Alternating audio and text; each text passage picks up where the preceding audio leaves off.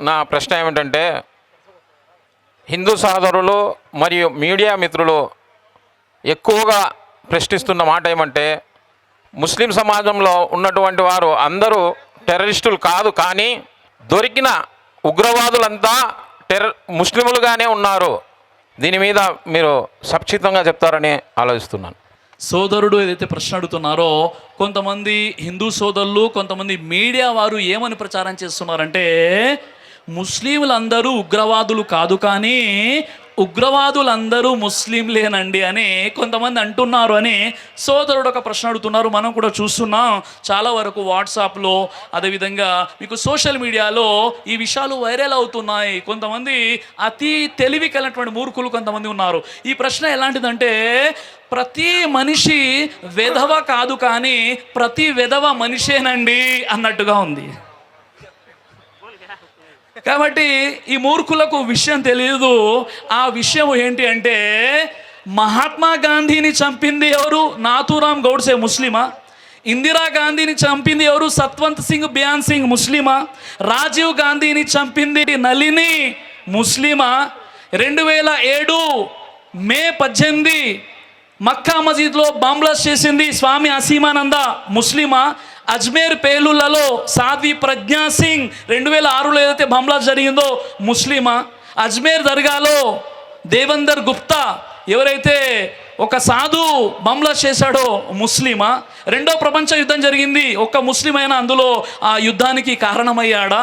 ఈ విధంగా చరిత్రను పూర్తిగా కప్పేసి ఎక్కడో ఎవరో ఆకాశ రామన్న ఈమెయిల్ పంపించాడు, ఇంట్లో ఉండి మేము నిర్ణయాలు తీసుకొని ముస్లింలపై బురద జల్లుదామంటే, నిజంగా చెప్పాలి అంటే ఈ దుర్మార్గులు ఎలాంటి వారంటే, పూర్తి ప్రపంచంలో కరోనా వచ్చిందో, కరోనా ప్రబలిపోయిందో, ప్రతి దేశం కూడా కరోనాని ఏ విధంగా కట్టడించాలి అనేటటువంటి ఆలోచనలో ఉంటే, ఆ కరోనా వైరస్కి కూడా కలిమా చదివించేసి ముస్లింగా పేరు పెట్టేశారు. లా ఇలాహ ఇల్లల్లాహ్ ముహమ్మదు రసూల్ అని వైరస్ కూడా చదివించేసి ముస్లింలే ఈ వైరస్ని తీసుకొచ్చేసారని ఈ విధంగా ప్రచారం చేశారు. కానీ వాస్తవం ఏంటి? కరోనాతో ఎవరైతే ప్రాణాలు కోల్పోయి వారి యొక్క శవాలను ఉన్నవారే, వారి యొక్క బంధువులే దగ్గరికి రానప్పుడు ముస్లింలు అంతా తామై అంత్యక్రియలు చేశారు కదా, ప్రాణాలను తెగించి. నిజంగా ఇది వాస్తవం. కాబట్టి ఈ విధంగా మీడియాలో ఏదైతే వస్తుందో, ఎవరైనా ఒకరు ఏదో చేయవచ్చు. ఇప్పుడు మీరు రాజమండ్రి సెంట్రల్ జైలు ఉంది, కడపలో జైలు ఉంది, హైదరాబాద్లో చెంచల్గూడ జైలు ఉంది, చెల్లపల్లి జైలు ఉంది. అక్కడికి వెళ్తే కేవలం ముస్లిమ్సే ఉన్నారు, అక్కడ హిందువులు ఉన్నారు, అన్ని మతాల వారు బాయ్ అన్నట్టుగా దుర్మార్గులందరూ ఒక చోట ఉన్నారు. అందులో మంచి వాళ్ళు కూడా నిందలతో వెళ్ళారు, అది వేరే విషయం. కాబట్టి విషయం ఏంటంటే, మంచి వాళ్ళు ప్రతి మతంలో ఉంటారు, చెడ్డవాళ్ళు ప్రతి మతంలో ఉంటారు. కాబట్టి స్వామి అసీమానంద ఉగ్రవాదానికి పాల్పడ్డాడు, కాబట్టి హిందువులందరూ అలాంటి వారని చెప్పడం మన మూర్ఖత్వం, అజ్ఞానమే అవుతుంది. అలాగే ముస్లింలో కొంతమంది ఉగ్రవాదులు ఉండవచ్చు, అలా ఉన్నారని ఎవరో ముస్లిం చేస్తే పూర్తి ముస్లిం సమాజానికి ఆ యొక్క తప్పుని మనం ఆపాదించకూడదు. ఎందుకంటే ముస్లింలు చదివే గ్రంథం ఖురాన్లో తీవ్రవాద అంతానికి సర్వోత్తమ సూత్రంగా అల్లాహ్ సుబ్హానహు వ తఆలా ఖురాన్లో సూరా మాయిదా నంబర్ 5:32 తెలియజేస్తున్నాడు.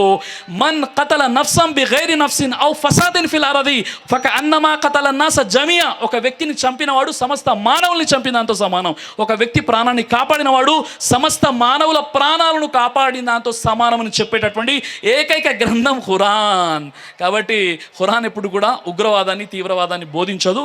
ఇది కేవలం ఒక అపోహ, అపార్థం తప్ప మరేమి కాదు. కాబట్టి సోదరుడు ప్రశ్న జవాబు దొరికిందని ఆశిస్తున్నాను. దైవ ప్రవక్త ముహమ్మద్ సల్లల్లాహు అలైహి వసల్లం వారు తెలియజేశారు, కడుపుకు సంబంధించినటువంటి అన్ని రకాల వ్యాధులకు అద్భుతమైనటువంటి ఔషధం తల్బీనా. ఇది దైవ ప్రవక్త వారి సున్నత్, మంచి ఆహారం, ఇమ్యూనిటీ బూస్టర్, ఇందులో షిఫా ఉంది. ఇది మంచి ఔషధంగా కూడా పనిచేస్తుంది. కాబట్టి పిల్లలు అయినా పెద్దలు అయినా ఎవరైనా దీనిని ఉపయోగించవచ్చు. అలాగే ఖురాన్లో దైవం తెలియజేశాడు, తేనెలో మీకు స్వస్థత ఉంది అని. కాబట్టి ఇక్కడ కనిపిస్తున్నటువంటి ఈ నెంబర్స్కి కాల్ చేసి మీరు ఇప్పుడే ఈ ప్రోడక్ట్ని ఆర్డర్ చేసుకోవచ్చు. కొరియర్ ఫెసిలిటీ కూడా ఉంది.